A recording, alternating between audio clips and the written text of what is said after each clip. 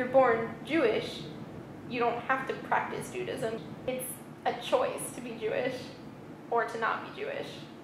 And in that way, it's different from an ethnicity.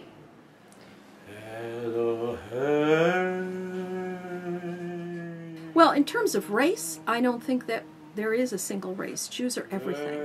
There were many times, obviously, where even if you chose not to be a Jew, you were going to be labeled as a Jew, and in cases such as Nazi Germany, it didn't matter whether you affiliated. But I would say today, pretty much being a Jew is something that people choose. You can make the choice to not be religiously Jewish, and even not be culturally Jewish, although there are some parts about you probably can't get away from. Like if your parents, you pick up traits from your parents, and if one of them is like saying "hey" all the time. I do that. Wait. We do that. That's a very 21st century Jewish person thing to still do. That comes all the way back from, being Yiddish. And our rabbi told a story once in a sermon about taking a trip with other clergy, and he was with clergy from certain Christian denominations, and he was with Catholic priests and so forth. And one of them asked him a question, and he said, I puzzle about the Jewish people, and how much of Judaism is a religion, how much of it is a culture, how much of it is history. How do you guys think about it? And Rabbi Raskin said, well, at the foundation, we're really a family. And that really resonated with me, because the bottom line is that there is a connection that I think it binds Jewish people, or bonds Jewish, or creates a bond for Jewish people all over the world, even if we've been raised in completely different societies, different governments, different upbringings. There is a sense of a bond and connection, and it's something that doesn't have to make one feel bound or committed, but it's available.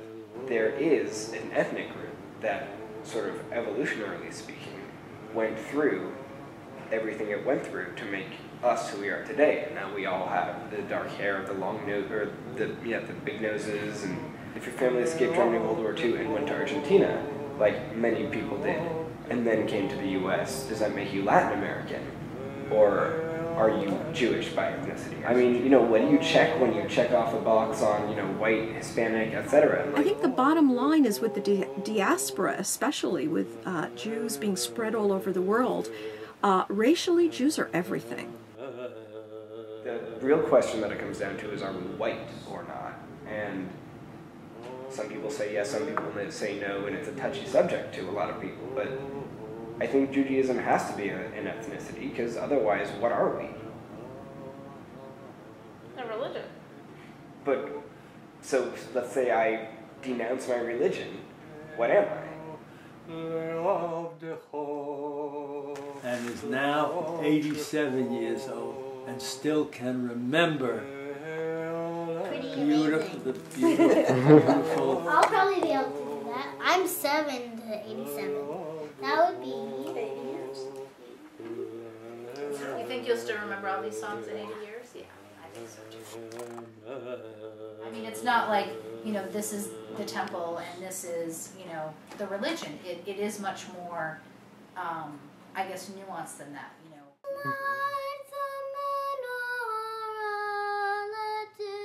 I was raised in an environment that was, 95% Jewish, but I had no didactic Jewish teaching whatsoever.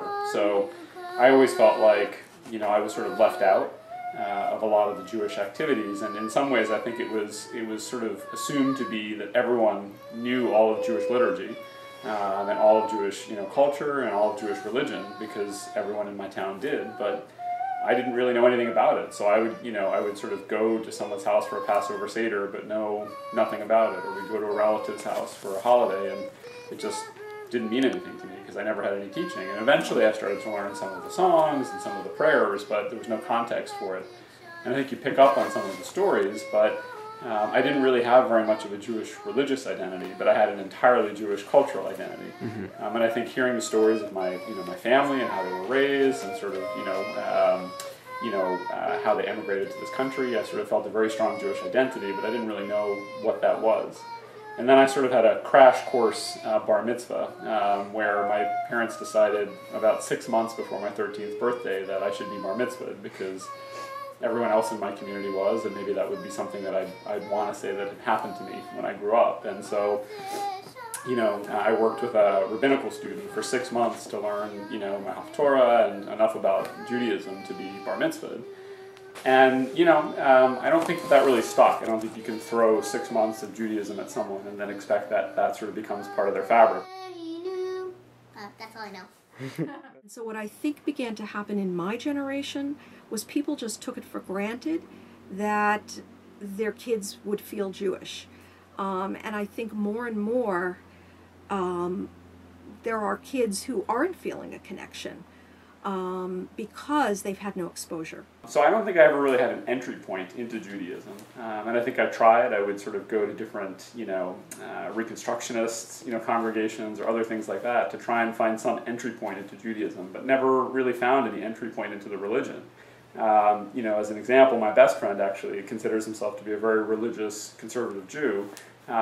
And, you know, so his idea of keeping kosher for Passover is to try and find all the ways to eat the foods that you're not supposed to eat by getting all the ingredients from something that says Manischewitz on it. So he makes, you know, brownies that are okay for Passover. Where, you know, and to me that just was like, gee, that defeats the whole purpose. And, you know, this guy has a very limited dietary palate, and he only eats chicken and pizza.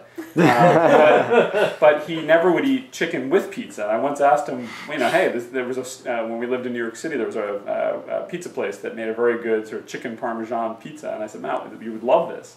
And he said, no, I can't eat chicken and dairy together. And I said, really, why is that? And he said, well, it's not, you know, it's not within the kosher law. To me, I think Judaism was a series of sort of laws and, you know, and you know, I don't know, you know, cultures that didn't make a whole lot of sense to me. And certainly in my modern day life, just didn't really have a place. But I think what may have changed that was, you know, I mean, one, I think getting married, you sort of, that's a time for, you know, where you sort of want a religious involvement, but as I'm sure Therese already mentioned, I mean, even trying to get married, we weren't really very embraced by the Jewish community. I mean, Because you weren't raised Jewish, right? Right. we found it very ironic that there were, you know, rabbis who would marry, you know, gay couples or lesbian couples, but wouldn't marry, you know, us. So it just seemed like, again, there wasn't really an entry point into Jewish religion. And then I think what probably provided the entry point was Delphine. And I think that, as Therese said, being in Seattle, it was really important to us that she knew she was Jewish. And I think that she had kind of forgotten. Well, one thing is, I guess, I had a question in my mind as to whether or not Delphine was Jewish. But I think I am Jewish. There are some people who didn't have that exposure, and that they actually get a second chance, so to speak, when they have their own children. I don't believe that God created everything. I just believe, like, there were dinosaurs and everything, and they accidentally laid an egg that turned into a person, or a dinosaur that accidentally laid into a chicken or something. I don't believe that he's part of the sea. Like, I don't really believe Does that that. seem impossible to you? Yeah. some people sweetie believe If that. someone puts something down, like if I put my foot down, everything would move. Yeah. I Some don't people believe believe that there were things that happened that weren't quite that way. Like sometimes, for instance, there might have been a drought, so it hadn't rained for a while, and maybe there was a part of the river that you could actually walk over, and maybe that's how that happened. So it wasn't exactly as. And some Who knows? people see those stories as not necessarily factually true, but maybe that we look at the morals and we look at some of the ideas in the stories, and we kind of take those ideas as ways of thinking about life. I think that for most American Jews that feel connected, they feel more connected because of a sense of common heritage, of common values, and that's a thing that I think is critical, of the values. Judaism, you know, is an evolving, you know, civilization, that it is much more of a community, and that religion is part of it, but it's really much more of a community and a civilization, and I think that's what we're really experiencing, you know, at our synagogue. So it's Well, when the rabbi says that you don't have to believe in God, that's definitely. Not Jewish. No, it is. No. It is Jewish. You don't believe in God? Yeah. Remember, sweetie, we had that conversation that I was telling you. I went to that class where the rabbi was saying, Do you believe in God? Do you believe that God can control everything? Do you think that I don't God... believe God can control everything. Right, and that's what I'm saying. But I believe that... I don't really believe that there is a God, actually. You're not sure. Yeah. And that's okay. totally appropriate. Yeah. And fine. It's okay.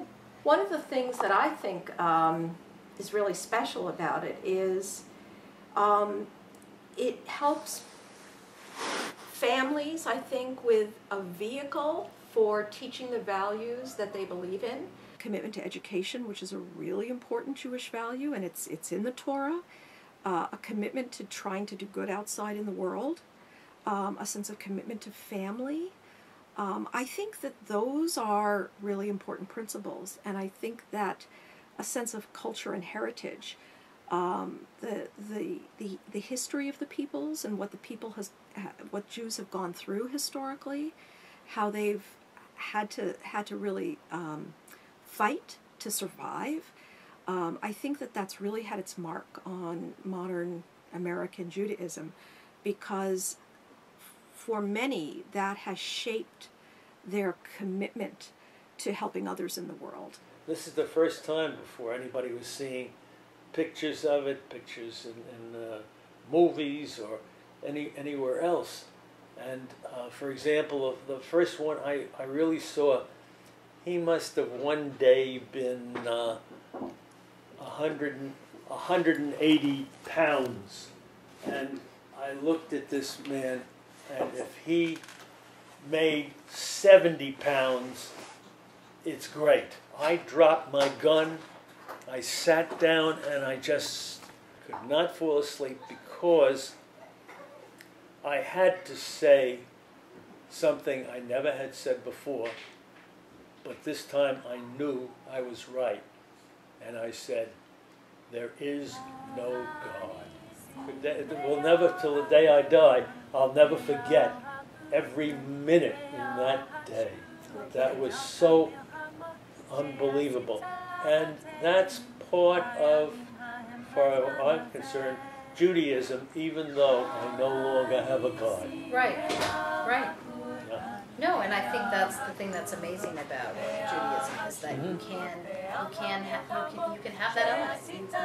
It's a religion, but you cannot believe in God and still be Jewish. I mean, that was the amazing thing to me, that our rabbi was basically like, he was saying all these different philosophies, and then he was like, which one of these is Jewish? All of them. Not believing in a God, believing that God controls everything, or just thinking, like the watchmaker, he just set things in motion, and now it's just playing out however it's playing out, but God's not involved anymore. There's a lot of different philosophies. Whether it's philosophy, music, emphasis on family, history, you get 2 Jews and you have 3 opinions. Values. In Israel, nationality, cuisine, emphasis on education, could be politics. I think all of those things are more important to most modern American Jews than a belief in a higher being. I've always felt that being Jewish, at least culturally, meant feeling alienated from the rest of society in some way. Yeah, it's really awkward and uncomfortable because they're assuming that you have these beliefs that you don't have. And it just, for me, it felt like a very important part of the Jewish identity to have that experience, seeing Santa Clauses all over the place and hearing Christmas music and having people say Merry Christmas to you even though they don't know whether or not you celebrate Christmas. But it was just a really important part to feel that sense of a smaller community within this larger community that doesn't really acknowledge your existence. Yeah.